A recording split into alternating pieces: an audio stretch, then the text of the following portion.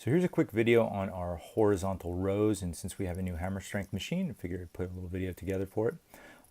With the hammer strength machine, we can do a couple different variations in terms of like a high position, low position, neutral, in and out, like both narrow and wide. And another variation we can do is a cable row where we have like a chest support there, or a standing version of this cable row. We're using a spud band with the band around the wrist. And here's just a one-arm version of it.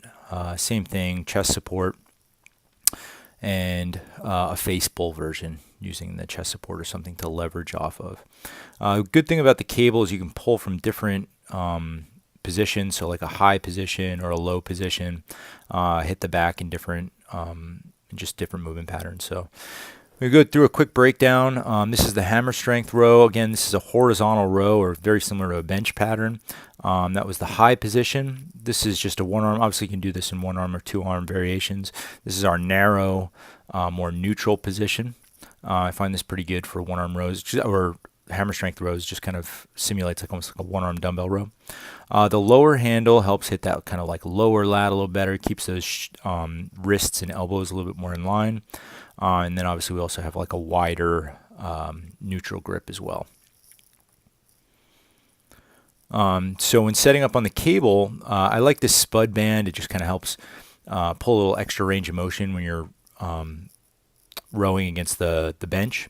You can set up a bench or an incline bench and just reverse it. So you just sit at AC Slater style on that thing, and you can have a little chest support.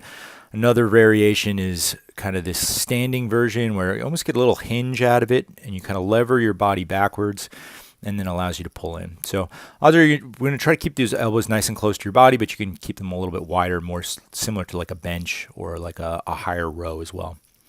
Now obviously you can do these one arm as well. I like having the chest support there just because you have a little bit of leverage, and again, keep those elbows tucked into the body.